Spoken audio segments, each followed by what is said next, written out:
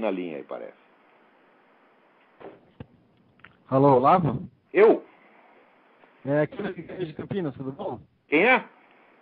Luiz Guilherme de Campinas. Luiz Guilherme, tudo bem? Tudo certo. Diga. Semana retrasada, aqui na Unicamp, teve um evento promovido por uma ONG cristã, Reasons to Believe. E o pessoal os evangélicos aqui da Aliança Pública Universitária trouxeram os caras aí, e eles fizeram 2 palestras focando mais na questão do criacionismo. Aham. E na segunda delas, é informação de segunda mão, né? Eu recebi essa informação de uma pessoa que eu confio bastante e é verdadeira, imagina. Na segunda, o professor da biologia se levantou e perguntou como é que era possível, numa universidade laica, eles falarem de criacionismo. Ou seja, chegou a um ponto de absurdo, né? Como é que é? A questão do só o darwinismo pode ser aceito. E a minha pergunta relativa a isso é a seguinte: o darwinismo não seria, assim como o socialismo, uma cultura? Ou ainda os dois não seriam parte de uma cultura maior, que a gente poderia chamar de modernismo? Sim, o darwinismo sim. Agora vamos deixar claro um ponto. Esta teoria que os camaradas estão combatendo tanto, que se chama o design inteligente, tá certo? Quem inventou a teoria do design inteligente foi Charles Darwin em pessoa. O pessoal discute isso e opõe darwinismo a design inteligente porque não leram a origem das espécies. Se lessem, note bem, eu li a origem das espécies quando eu tinha 16 para 17 anos. Naquela época eu era darwinista fanático, tá certo? Fazia coleção de desenhos de dinossauros, né? Vivia lendo tudo quanto tinha de negócio de paleontologia, eu adorava essa coisa. Então, nessa época, eu já sabia que no parágrafo final da origem das espécies, tá certo? Charles Darwin descreve a evolução animal como sendo o resultado, a materialização de um plano divino, de um plano traçado pela inteligência divina. Ora, se Charles Darwin pode dizer isso, por que os outros também não podem? Agora, note bem. Daí o que os caras dizem? Não, Charles Darwin fez isso só por uma concessão à mentalidade da época. Ele estava disfarçando o seu verdadeiro pensamento. Mas esses mesmos caras que dizem isso, eles próprios tentam provar, por outro lado, que Charles Darwin era um sujeito muito cristão. Então tudo isso aí, quer dizer, é empulhação. Agora, você dizer que na universidade laica são proibidas ideias, proibido qualquer ideia religiosa? Não, o Estado laico é o Estado que não toma posição em matéria de religião, não toma posição nas disputas entre as religiões, nem na disputa entre a religião e o ateísmo, que é também uma forma de crença. Agora, o Estado que proíbe a expressão de ideias religiosas nos seus recintos oficiais, ele não é um Estado laico, ele é um Estado ateístico. Ou é um Estado anticristão, qualquer coisa assim. Quer dizer, isso que está acontecendo faz parte da reforma do vocabulário, a reforma gramsciana do vocabulário. Você usa as mesmas palavras para querer dizer o contrário. Mas, bem, aqui na Constituição Americana, quando eles decidiram que o Estado não teria religião oficial e não se meteria nessas questões, foi para assegurar que todas as tendências religiosas tivessem liberdade de expressão em toda parte, e não para calar a boca delas. Agora, na reforma do vocabulário já inverteram. Então, esse sujeito que disse isso, como numa universidade laica, tá bom, numa universidade laica você não pode pregar o ateísmo, muito menos você pode pregar, tá certo, a extinção da liberdade de expressão religiosa dentro da universidade pública. Então, a resposta para esse sujeito é a seguinte: vai tomar no cu. Mas, a gente poderia considerar o darwinismo como uma cultura, assim como o senhor coloca o socialismo também? O darwinismo no sentido que esses cientistas... O darwinismo está devidamente incorporado na ideologia do movimento revolucionário desde as suas origens. Por quê?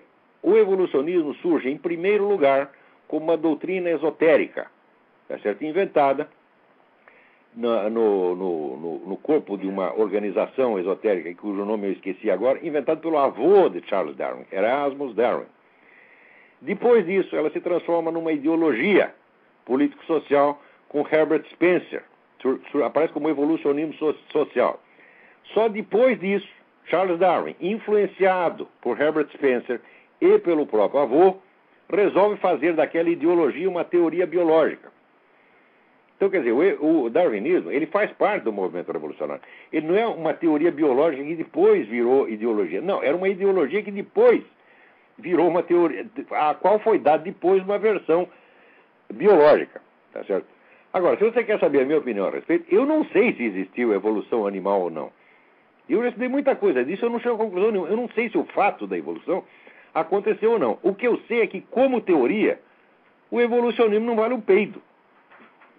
Tá certo? É uma coisa totalmente mal construída, por vezes autocontraditória, outras vezes tautológica, entendeu? Que você não está dizendo nada, tá certo?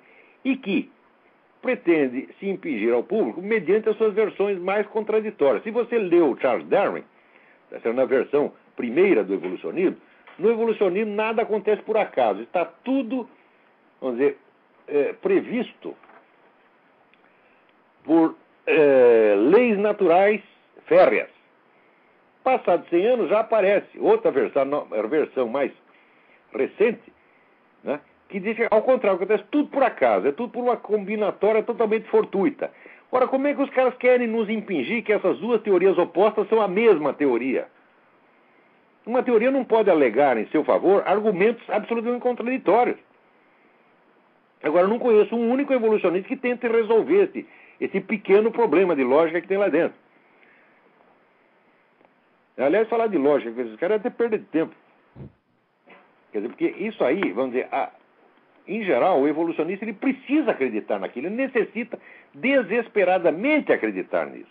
E vou te dizer por quê.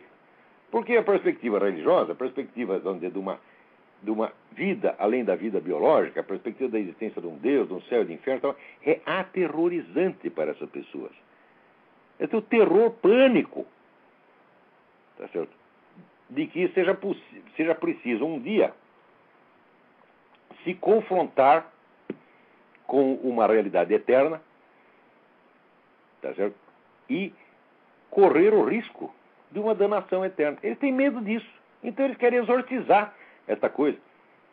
Tá certo? Ora, a existência de uma vida após a morte, eu acho que é um dos fatos mais bem comprovados da história humana, que existem tantos e tantos e tantos e tantos e tantos depoimentos de pessoas que estiveram clinicamente mortas e cuja experiência post-mortem é exatamente igual. Existem, acho que talvez seja esse o material mais abundante que existe em todas as civilizações. Ou seja, algo após a morte alguma coisa acontece, não sabemos exatamente o que é. Os teólogos podem divergir quanto à natureza dessa vida após a morte, mas eu acho que como um fato não tem como negá-lo. E é justamente isso que aterroriza essas pessoas. E depois ainda vem com essa história de que não, os negros inventaram a religião para se consolar. Tá certo? Porque a religião lhes dá tranquilidade. Eu não vejo qual é a tranquilidade que você pode ter dentro da perspectiva de você ir para o inferno. Quando Cristo diz, muitos são chamados e poucos escolhidos, olha, ele está anunciando um destino terrorífico para a maior parte das pessoas. Não vejo que tranquilidade, que consolo as pessoas vão obter disso. O que o cristianismo está dizendo é que existe uma chance, e essa chance é pequena. Tá certo? É como passar por um buraco de agulha. Tá certo?